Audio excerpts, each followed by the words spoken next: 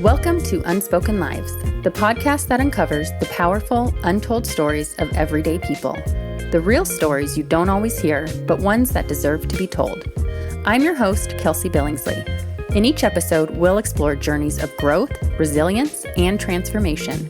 Conversations with guests who have faced challenges, embraced change, and discovered new purpose along the way. Through their stories, you'll find inspiration, hope, and a reminder that every life has a story worth telling. Let's dive into this next Unspoken Life.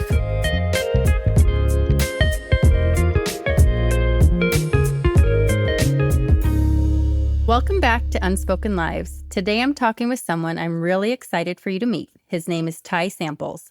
He's one of those people who carries a quiet strength, and once you hear his story, you'll understand why. It's a powerful reminder that you never really know what someone's been through or how those experiences have shaped the way they live and lead their life today. Ty's story is honest, courageous, and full of perspective. So when I say that opening, the part that keeps standing out to me is quiet strength, because I know we only met a few years ago and built this friendship, but you've always had this quiet strength, and I didn't even know you had this deep-rooted story in you until we went to dinner and I told you I was starting a podcast and you said, well, I have a story. And it's just amazing to me now that you're sharing a little bit of your story, I can see where that strength comes from. I just want to thank you for sitting down and chatting with me and sharing your story with the world. Thank you. I tell you that I feel honored that you would consider me to do this. Secondly, you have a knack for pulling things out of people. Your interpersonal skills, etc., are excelling. And for whatever reason, when we were chatting that night, I felt compelled to talk about something that I don't find very comfortable to speak about. And I find it so interesting and powerful that what you're striving to do with this is to, steer this to help people. And if there's a way that it could work in that manner, then I'm excited to do so. Well, thank you. That's really the goal, I think, to just share your story, because someone out there, in my opinion, probably needs to hear it. And they're going through something, whether it's similar or just similar feelings involved. I think it could really help someone. Thank you. Well, let's get into it a little bit. I know you've shared parts of your story with me before, but I just wanted to first ask you how you feel right now sharing this story. I feel nervous, and thankfully enough, you were kind enough to make me a vodka drink to take the edge off just a little bit. That was much needed. I feel nervous, but I feel good. I've thought about this so much since we talked about this at dinner, and I've been so back and forth in my mind about it, but I realize that there's something more to it. When you get to share something, that there's a sense of healing that comes with it, and obviously the nerves that come with opening yourself up in that manner. But it's exciting. I think it's more than anything, it's exciting. Good. Well, I want to start at the beginning. I don't know exactly what age all of your stories came about, but let's just start from the beginning. And can you share a little bit about what life was like growing up?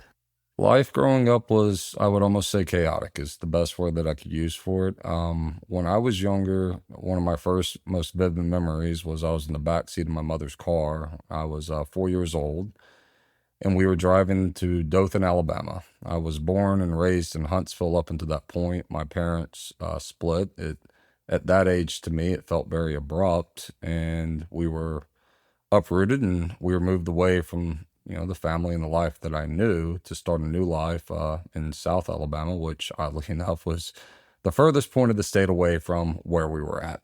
Got it. So it was a big upheaval. It was the first curveball that I would get in life, and I just remember the moment vividly that this is her explaining to me that this is where we're going, and this is where we're going to be living, and this is where we're going to basically start over again.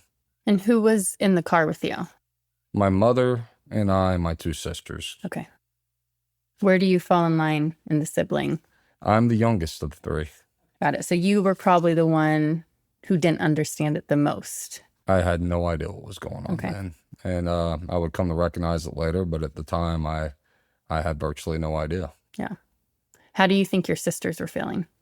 I know that both of them, Karen Lee, the oldest specifically, she remembers everything very vividly, and she recants a lot of things from Huntsville as being very positive. That's where we were growing up, and life was very normal. We had a healthy nuclear family. Mary Catherine, I think, sees it somewhat differently. It was, I don't have a whole lot of memories from Huntsville, and I guess that's normal. I was too young at the time, and my memories really started to pick up in Dothan, and that's where, to me, that, life really began. So then you arrive in Dothan. Now, what is life like? That's where things got interesting. There's going to be some funny things to talk about here. We moved into a house on Watley Drive in Dothan, Alabama, and it's a house that we would live in two separate times. We moved into the home, and one of the first things that I recall is my mom had met a new man and that she wanted to marry him. I didn't know much about this person. I was too young to really have any ideas. I had no real memories with them, no real experience or time spent around them that I could recall. And I remember that we were sitting on the back porch, and both of my sisters pleaded with her, no, don't marry him. And she said that she was going to. And then from there was a marriage. It was at the gazebo in the backyard, and that would then insert, a new father figure into my life. And I did not see my dad a whole lot after the divorce, and I don't know what the reasoning was for it. So you have this new father figure, didn't see your dad, and is he living at this new father figure? Is he living at your house? Yes. So he moved in with us. He was a police officer for the force in Dothan. So things began. Something I've been listening to a lot of other podcasts lately, and they always talk about, I think it was saying before the age of 7, the people around you really shape who you are. Your parents speak into you, your siblings, your friends. At this point, were you under 7? Yes. Okay. So I'm trying to just put myself in your shoes, and you have your mom, your sisters, and then this other father figure. What was your personal relationship with him like? Not very good, I would say, for the most part. But if I look back on things like who taught me how to, play baseball, who taught me how to throw a football, who taught me normal things that you learn as a boy, it all goes back to him. Okay. So it was I would say, an interesting dynamic in our house on who he was and how he was, and all that will be talked about. But as a father figure, it was a very unique thing for me because there was two sides to it all. One is, here's the man that I'm supposed to look up to. This is the guy that takes me hunting. This is the guy that takes me out in the yard and, throws football with me, and we hit baseball, or teaches me how to mow and do all these little things that I find normal growing up. And then the other side of it was there was also this very toxic person. You love him, but you don't know what really to do with him. This is the first time in the story you've mentioned there was a toxic side to him. Do you remember as a child when you first noticed that, or was it more of that's just what you knew? He had that side. As a child, yes. I think my first memories of seeing that side of him were probably getting closer, pushing maybe 10 years old. Things began to happen around our house that were completely uncommon. I believed, in my mind, as that age, because of how my mother coped with it, and things, I guess you could say, for the better part, were swept under the rug, that this was normal life. This was just typical fights within the house, etc. What I did not know is that many of the things that were occurring were not normal whatsoever. So you just thought, because that was all you knew, you thought this is what everyone else at this age goes through. Yes. Okay. Is there a point in your life when you realized that wasn't normal? It really came to get me when, quite frankly, shit hit the fan. But there was such a buildup until that moment. So many things had occurred. And, when I say that life was chaotic, we moved multiple times. We were in Dothan. We lived at Watley. Then we moved to a house on Junaluska. That was the name of the street. And I think it was actually, bringing back memories here, it was Junaluska where things began to look bad. It was the first time that I ever saw open violence in my house, in the form of my stepfather at the time. He was approaching my sister and yelling at her. I didn't know what to do. I know that he turned on my mom. My mom panicked and asked us to go to our rooms. And the house was torn apart. My mom was thrown through a table. And by the time I came out of my room, everything was broken. Not windows, but pictures were all bashed from off the wall. My mom was hurt, all these things. And then became the stage of forgiveness began. And that was a cycle that would continue. It was basically an eruption, followed by forgiveness and a cleanup. And let's just sweep this all under the rug. Now, when you say forgiveness, do you mean from your mom to him or everyone else in the house? It was this process everyone went through. I think it was a process that it was an uncomfortable process. Mm-hmm. It felt more like oppression than it did anything. It wasn't really forgiveness. It was the way that he operated was, I am the man of this house. He was a bigger built man. He was 6'3". He was a police officer. He was a scary figure. Mm-hmm. So he used that power to his benefit, and he was very good at manipulating and manipulating in ways that were fear. He struck fear into people. So I think he struck that fear very well into me as a kid. I know that he struck it into my mom. Mm-hmm. I know it was there, or else I think she would have done different things. And it was obviously struck into my sisters as well. Comically, my oldest sister is brilliant, and she didn't put up with the shit too much. She was the one that would always talk back to him and give it right back to him, and he didn't know what to take of her. But I look back on it, and I think the one word I could pin on it is oppression, is what I would say. It wasn't so much an apology as it was, I'm going to apologize and you're going to accept it, and then we're going to move on. And then it'll happen again. Yes. You know, the name of this podcast is Unspoken Lives. How many times have you shared this story? I've only shared this story with probably my very closest friends in life growing up. A couple of them in Dothan that I was with, best friends at the time. They knew what was happening within my house, and when everything went south, they were there for me. But once I uprooted, when I was in 10th grade and I was moved to Texas to live with my dad, and that's something I could talk about all the details of, I really put it away. It was like, it was a strange situation where so many things happened bad between those years from, let's call it 4 to 16 years old, that I felt like when I moved to Texas as a young kid, I kind of packed everything up and put it away. And later on through high school in Texas, when I found my closest friends, my confidants, whatever, I shared with them bits and details, but it was never really something that I opened up with people about. Well, thank you. Life wasn't great at home, but it was all you knew. So it seemed normal. When was the moment that it just registered, this isn't normal? And what happened? When it registered that this wasn't normal was, I would call it almost D-Day for the family. Okay. I went to church on a Sunday. My stepdad had asked for me to go hunting with him that weekend. I was not on good terms with him. I was quite frankly afraid of him. A lot of things had happened between he and I where I was uncomfortable with him in one-on-one situations. Okay. Didn't know what would come of it. I had no idea. Before you get into the D-Day, do you want to share a little more about that? Why you were so uncomfortable? Certainly. I could tell you just memories, but we had instances where, whether he was after my mother or after my sister, he and I had encounters with each other. Okay. And I was too young to challenge him. And it really hurt me. It bothered me. I couldn't challenge him. And when he would basically turn his verbal assaults and et cetera to me, I just was forced to cower down. And he would be relentless in those. He was a disciplinarian, and I would have thought that, this is all normal things. It was said, to me multiple times in the Bible, you paddle your children. What I didn't know wasn't normal is you don't paddle them with a 2x4 with a cutout handle and wear them out hard. That was a very normal occurrence. Things would happen in the house where I can recall one in particular. I came home and I left the sock in the dryer, and he was waiting for me in the den and addressed me with the sock I left in the dryer. And he said, "You left this in the dryer." And I said, "Oh, I'm sorry." And he said, "Go to your room. That's going to be 5 paddlings."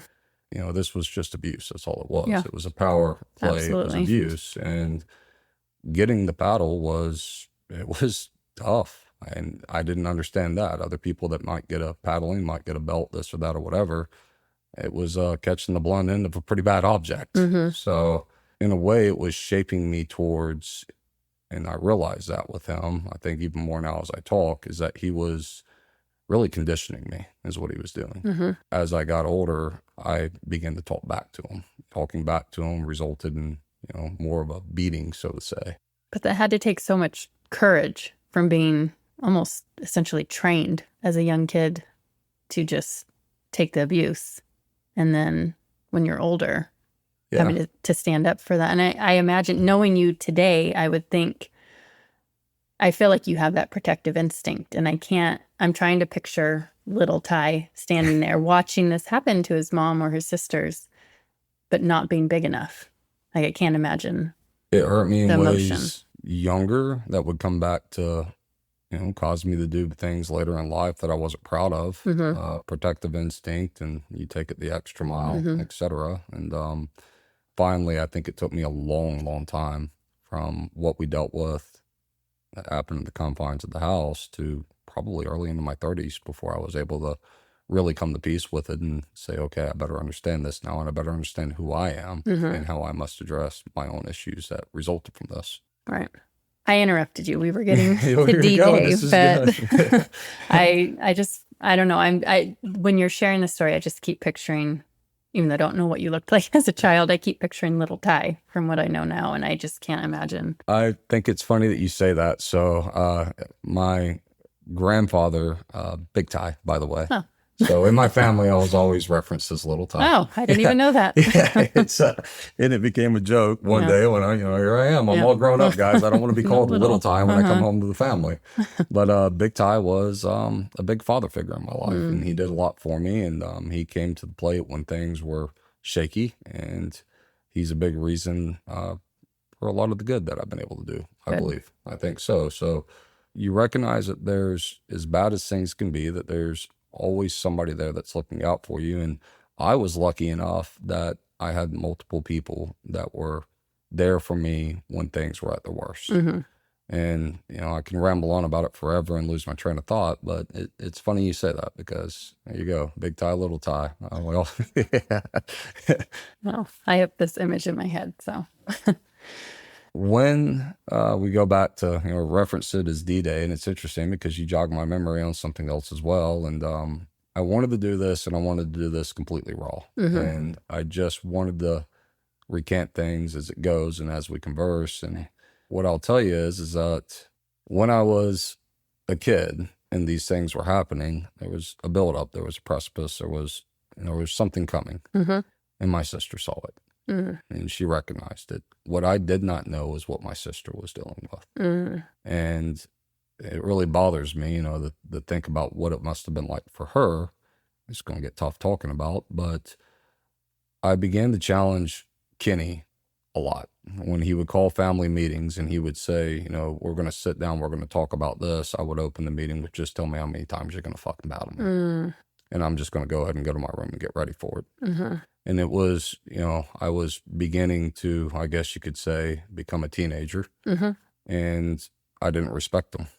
I didn't respect him for what he did to my mom. I didn't respect him for how he treated me. I didn't respect him for how he treated my sisters. So we go to church. I was supposed to be hunting with him that weekend. And I told him no. I was uncomfortable with him. We had had a hunting experience together where his son, my stepbrother, was walking with a gun, and the gun fired. It got caught in the pocket knife on his hip and about took the head off of my other stepbrother. And Kenny turned the situation somehow into against me on gun safety and punished me for it, and I had nothing to do with it all. So I found him to just be a guy that was, whatever the situation was, he's going to turn it against me somehow. Right. And I didn't feel safe. Right. It just felt like no matter what, I'm gonna end up in trouble. Right. And who knows what the hell's going to happen. And why would you put yourself in that spot? So I didn't go. And I was sitting in Sunday school, and P.A. McGahee's class, that was our teacher. My sister's boyfriend, Ellis, came and pulled me out of class, and he said, "You're coming with me, I have to talk to you." I said, "Okay." And so we went out, and he was a tow truck driver. So we got in this tow truck right outside of First Baptist Church in Dothan, Alabama, and sitting on this big old bench seat. And he said, "Ty, I need to tell you what's happening." And I said, "What's happening?" And his name was Ian.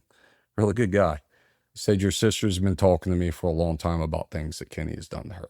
Without going into too much detail about it, my sister was the victim of sexual abuse. and From your stepfather. from my stepfather, and it had been going on for years. Oh. My sister was in the same situation. She went to this as a kid. I mean, it was, I think it started when she was 12 years old. And she took it to the church, and the church then addressed it with my mother. And Ian pulled me out and let me know what was happening. But I guess what I was, going back to what we talked about is Mary Catherine later told me years down the road that part of the reason that sparked her to want to do something that she was so afraid to do was she was becoming very afraid of what was going to happen to me with Kenny as I began to revolt against her. So my sister made the first move. Wow. And She I had no idea that was protected happening. you. Yeah. The protection instinct is in the family. 100%. But for her to have to share that in order to protect you, I can't imagine the fear she went through. I think it was extremely hard for her. There was so much fear there, not just alone from who he was, but we were in a small town, and the police officers, they stick together. Right. So who are you going to call? Call the police? He's a police officer. Ugh. It was, I think that's a lot of what happened with my mom in all these situations. She would tell me later on in life those very things, that who could I call? Yeah. And we go over and we have dinner with the sergeant. We sit with all the police officers. Who am I supposed to tell that this is happening? It was a bad situation, and somebody had to step up. And in this case, my sister was the one that got, she was the true victim, I guess. Right. That's the best way of putting it. She was the true victim. And she brought it to the table. And from there, it went to the police department. I went with Ellis to the house. Because it was a matter of a police officer, the FBI was involved, Right. as I recall. And he was coming home from a hunting trip, and we had to stage the house as if everything was normal, as if we're at home waiting on him. Right. Like, hey, Because come he has on no home. idea. He has no idea what's happening. Come home to your warm welcoming. You're about to get tackled by a bunch of FBI agents and arrested. Sick son of a bitch. So when that all happened was maybe the first time I realized how not normal everything was. Years and years of just things that should never happen. Right. And should never be acceptable in anybody's household. It all comes to this abrupt culmination that I never saw coming.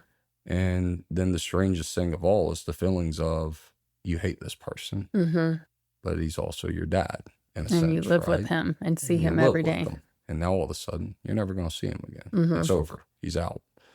So there was this really weird middle ground where it's all over.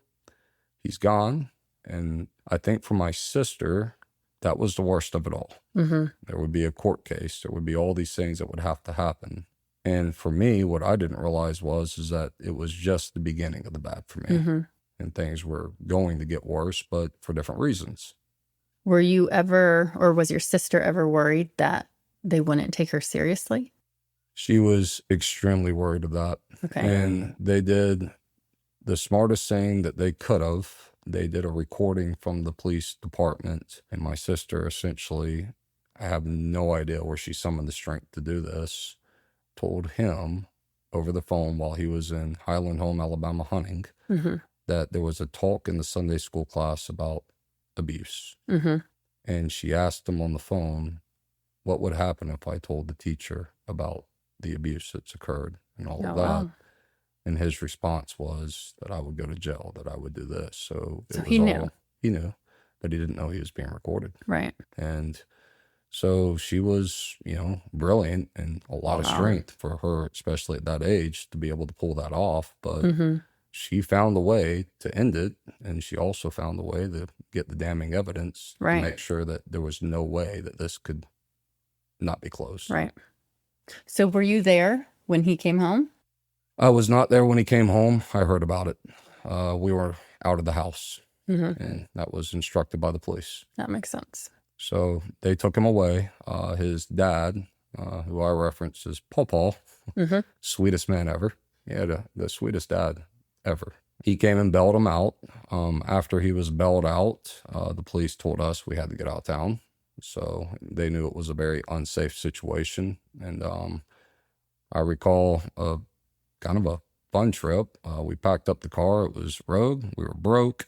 We didn't have a whole lot, and we went with the same Sunday school teacher that was there for everything that day down to Florida. And I think we were going to go stay at a place in Ono Island, found out the place was already booked. So we ended up at a motel. And we camped out there for some time, missed school. I spent a lot of time with my sister, Mary Catherine. Karen Lee, at that point, was, I'm pretty sure, in college. So When she you wasn't along say for it. when you say sometime, so he was bailed out, and now you're just awaiting trial.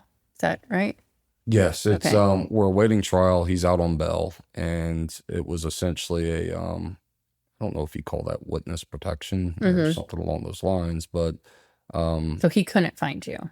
we had to leave. Okay. So we had to leave Dothan. When we came back to Dothan, was Karen Lee was in college. She was at UAB, and it was just me, my mom, and Mary Catherine, my sister, that would go back to the house. We The same house. Same house. Okay. Oddly, Junaluska is where it all began. We moved back to the house in Watley. So who moves out of a house and moves back to it, right? You guys. So we're in that one. And along the way, we went from there to Montezuma to another house in Montezuma to Junaluska, and then we went to Watley. So yeah, we were just hop skipping all over town, and things were happening. So it was there was a lot of chaos. You know, you never knew when we were going to move and what was going to change. And Were you being directed? Because you said witness protection. the police asked us to leave. Were they telling you where to go, or they just said you had to get out of here? I don't recall. All that correspondence was with my mom. Got it. Makes sense. He got us out of there. So it's, you know, it's funny because now we're talking, and I talked about we moved from that house, and I start to remember the other houses, and I start to remember the horror stories that happened in those as well. But all of this, over the span, we moved to Dothan, we moved to Watley, we moved to Montezuma, a white house on a corner, we moved to another house, and we moved to Junaluska, then we moved back to Watley. And all this happened in a span, I guess, between 7 and 13 years old. And we were just all over the place. And every house, I can recall major meltdowns. I can recall, you know, things being broken, screaming, fighting, this, just not good stuff. Right. But I'll say this as well. I also remember being a kid. And I remember being very, very close with my younger of the sisters, MK. But we still found a way to have fun and be kids. Yeah. And I don't know how we did it, but we did. I feel like you can visualize the homes, like the way you're speaking about it, like these memories you have. So can I would remember every aspect of every home. And I think that's part of you don't until something happens. And then you remember everything. And I remember it all extremely clear. Right. Even the good stuff. I don't remember the good stuff as much. I feel like it's the bad stuff that sticks, but I can remember, you know, I guess there's some good things here and there. I would just say that childhood was tough. It was really hard, and there was a lot of navigating, not just stressful situations in a sense. Maybe they weren't dangerous, but as a child, you felt like they were dangerous. Right. So you're always looking in rooms and saying, who here's a threat? Right. Who here's friendly? Who can I trust? Who can I whatever? And that's how you live your life that way. That's how it felt all the time to me. Do you still do that today? I think that's something that became a strength and something that helped me down the road. I feel like, you know, very oddly enough, that same instinct that was developed during those times is the same instinct that I have in work and anything else, where I feel like I have an ability to read things quite well. Right. And maybe it's not as usual, but I also have an ability to overthink everything and study things too much. And I find myself doing it, and I'm just like, hey man, just calm down. You don't have to understand every dynamic, any of this, all that. And I think a lot of that stems from just you're looking for safety. Right. And I feel like that's why I continue to do it for a long time. That makes sense. Back to you being in witness protection. Was that it? Did you see him again? Did you ever have moments of fear again? Yes, he would actually come back after us. Okay. 2 times at the house. One time was one of my most vivid memories that I still wake up with nightmares to this day. And another time, just seriously by the grace of God, my sister was at home alone taking a shower and getting ready to go to band practice. And her friend Randy pulled up in the driveway, and saw that Kenny was in the house in the Oof. kitchen. He had just made his way in. Randy saw him. Kenny saw Randy in the driveway. MK was there. She heard something, poked her head out, and she saw a man running for the stairs. And he went down and left the house. So he had made his way in through the back downstairs door, which was right next to my room. My mom and I were out to eat Mexican together, and we came home, and the house was covered up in police. Oh, gosh. And so, I remember that one because I had never been so pissed at anybody ever before. I was outside before I went to dinner with my mom, and I was shooting my pellet gun at stuff. I was a kid. I was just doing my thing. And, she called me and said, we're going to eat. And I remember walking through the back door, and because of the situation, I remember locking the door with the key, hanging the key on a nail. And I remember propping my pellet gun up against the wall, and I ran upstairs, and we ran off to dinner. And when I came home, that door was unlocked. My pellet gun was gone, and I was discussing everything with the police. And I walked downstairs, and I said, where's my gun? Where's this? And I said, he found my gun in the backyard, and it was a pellet gun. I mean, it's not going to hurt anybody, but why would anybody take it in the first place? It was just kind of bizarre. And they said, you left it in the backyard. And I said, I didn't leave that in the backyard. I know exactly where I left this. Clearly, this is what happened. And I found myself arguing with the police. And I had a hard time for a long time trusting police officers, really did. And I think even to this day, I meet them and I try to see the good. And then I have this weird fear inside of me that they're all bad. That's what I feel like. And it's not true. They're not. But I remember arguing that out with them and how much it bothered me because they were trying to tell me I was wrong. And I was like, dude, I know exactly where I put my belongings and I know what happened. And we all know that, this man just broke into this house and I did not leave the key outside. He found his way in some other way. That was the first time. And what do you think he wanted? I think belongings. I think he had a gun safe that was still back in the master bedroom. I think he probably wanted some of those things or probably still belongings in the house. I don't know if he wanted to come after us and harm us. I don't really know. My mom told me at one point, and she had hid this from me for a long time, that he had a motorcycle and he would taunt her, like her leaving for work. He would drive up on her and stare at her and then drive off. And obviously he wasn't supposed to do that. After. After. Okay. So all these things were occurring and it was really, really scary. And Kenny did not go to jail. Why not? My sister had too big of a heart. She did not want to be somebody to put somebody in the prison. Maybe I disagree with that. That's the way I understood it. But that wasn't the way it was supposed to be. That's not what she wanted. But he was never to be in Dothan. He was never to be around our family. And he broke that completely.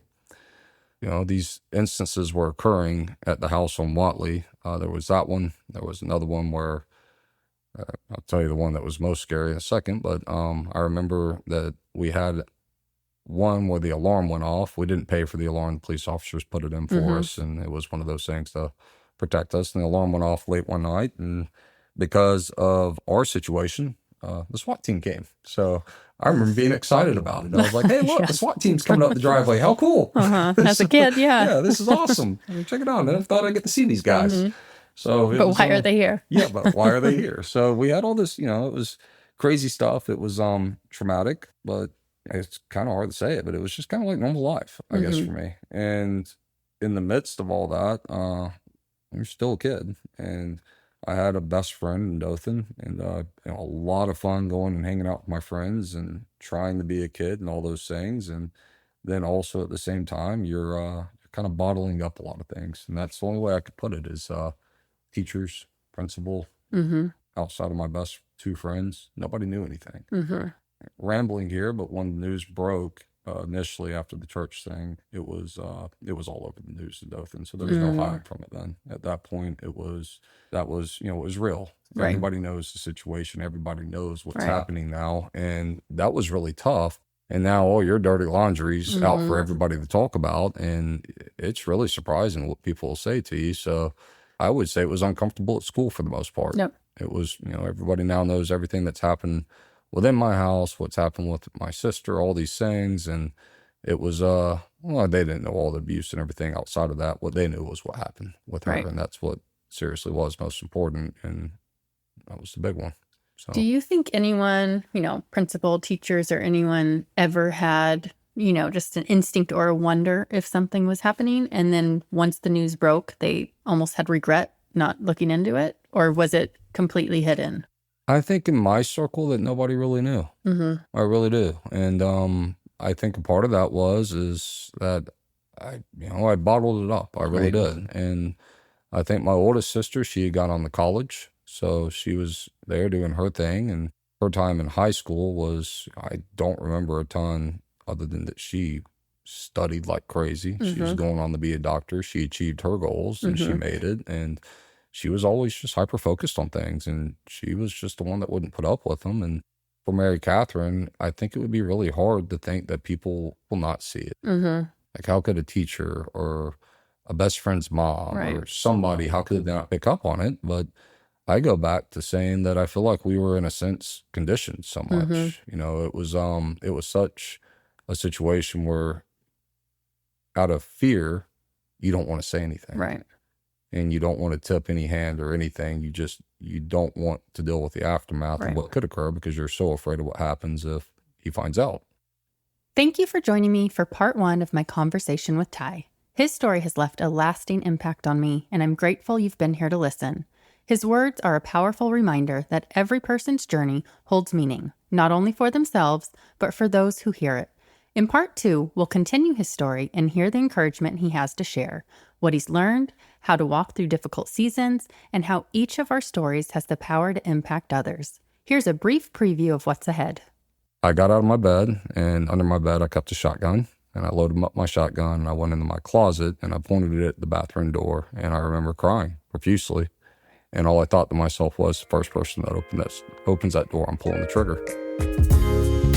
That's it for this episode of Unspoken Lives. If today's story moved you, inspired you, or made you reflect on your own journey, hit that subscribe button so you don't miss the next powerful conversation. I'm always on the lookout for new guests.